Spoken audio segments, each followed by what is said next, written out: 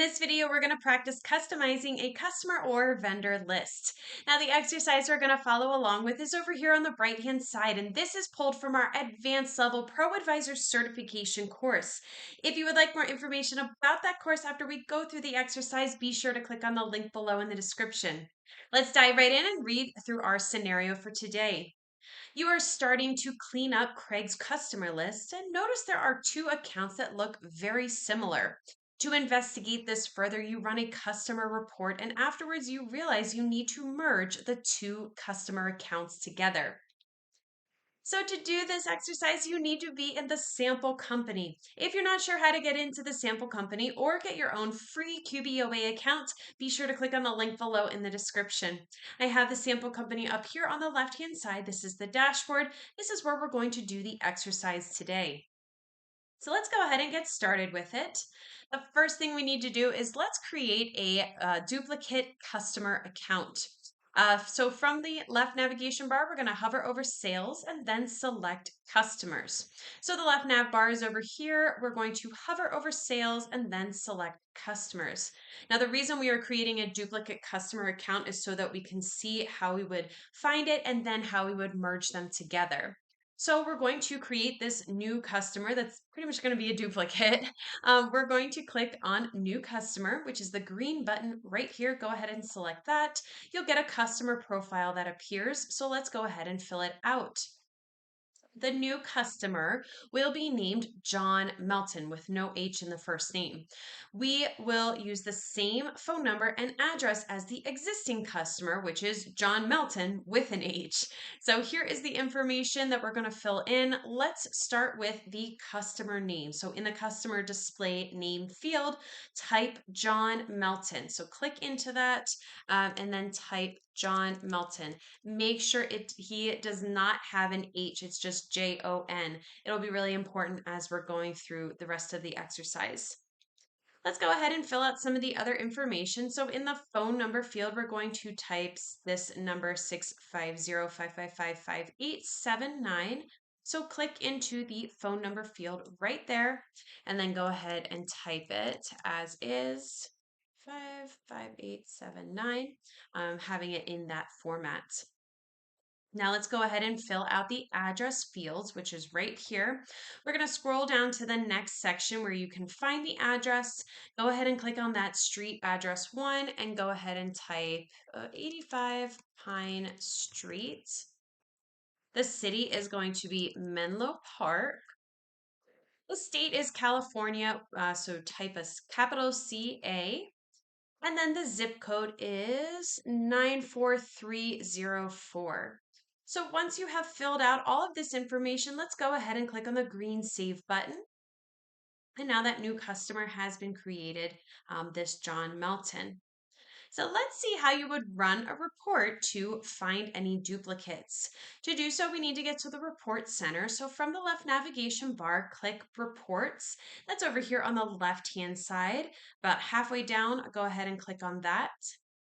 And then we're going to scroll down to the sales and customers section to find customer contact list. So scroll down, you will see here's the section title headings. Here is sales and customers. We want the one that says customer contact list. It's the third one listed here. So go ahead and click on that. If you get any pop-ups, just go ahead and click out of them.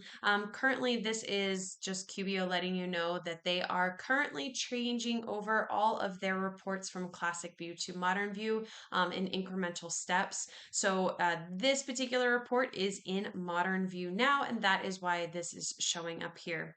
So just go ahead and click out of it if you get that pop-up. Now, as we look at the report, we can see there are two similarly named customers with the same address and contact phone number. That is right here. You see John right here and then John having the same phone number. And then if I scroll over, you will see the same address right here as well. But what if it wasn't so obvious when looking for duplicates? Perhaps we can look at this another way. So let's sort this by zip code. So in order to change up the report a little bit, we need to first click on group, which is right here. And then in the group field, we're going to select billing zip code. So click on that down arrow. You can either type it here in the search or you can scroll down just a little bit until you find billing zip code. Go ahead and select that. The report is automatically going to update on the left-hand side and group it by now grouping it by zip code. So we're going to click on the X to exit out of this so that we can see the full report. Just go ahead and click on that. Now, if we scroll down to 94,304, so let's do that. 94,304, here we go. You will notice that one is for John Melton and the other one is for the other John Melton that we just created. You can see it here. Again, when looking at that report, it's obvious to see that this is the same customer as they have the same phone number and address.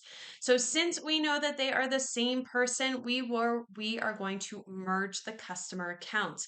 So we're going to assume that the correct one is the John Melton with an H in the first name. And this is really important because you need to make sure that you are clicking on the one that you want to get. If you're merging two accounts, you want it to be the one that you are getting rid of. That is the one that needs to be selected. So you'll see that in the next couple of steps. So let's go back to the customer list. So from the left navigation bar, hover over customers and leads and then select customers. That is over here on the left side. Hover over that and then select customers. Now, as I mentioned, to merge, first you need to click on the customer you do not want to keep. So this is the one that's John Melton without the H in it. So let's scroll down until we find him. Here are the two Johns. We want to get rid of this one. So go ahead and click on that one. It's the one that we had just created. We're going to click on edit, which is right here. So click on edit to get the customer profile to appear.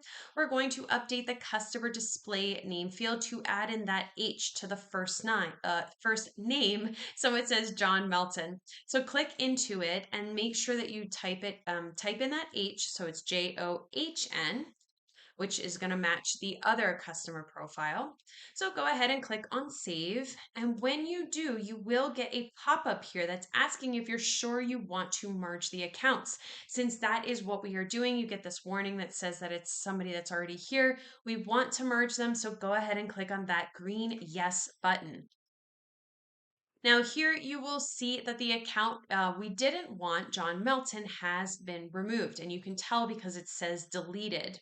By merging the accounts rather than deleting this account, you have moved the existing data from John Melton into the profile that we are keeping, which is the correct John Melton. So let's say that there were a lot of transactions that were showing up here, or there was more information in the customer profile. By merging those accounts rather than just deleting it completely, it has now moved any information that would have been here. Obviously, we just created this account, so there's nothing in here. But if there was information in here, it has now been moved over to the correct John Melton because we have merged the accounts, not deleted. Just don't get too confused when you see this deleted here because it is just made inactive. You can see it's make active here, so you know that it's inactive. But we have merged those accounts together, so now everything is in one correct account. So you can also check to see how this changes on the customer list. So let's go back to customers or customer list by clicking on customers. That's right here. Go ahead and click on that. And you will see if you scroll down, you will see there is only the one John Melton, which is the correct one. As an aside here, this is only showing active customers. If you wanted to see anybody that was made inactive or removed, you would click on this gear icon, this small one right here, and you would click on include inactive. And when you do that, the list will update and you will see that the one that we had removed that's showing as deleted, we know that that's the inactive one. So just know that in real life, as you're going through, if you can't find a particular customer on the list, they may have been removed. And so the way to do that, to see if they have been removed, is to click on that gear icon and then select include inactive so that you can see them here on the customer list. But that is how you would customize a customer list. So if you like this exercise and you want to do more like it, or if you would like more information about that advanced level ProAdvisor certification course, be sure to click on the link below in the description.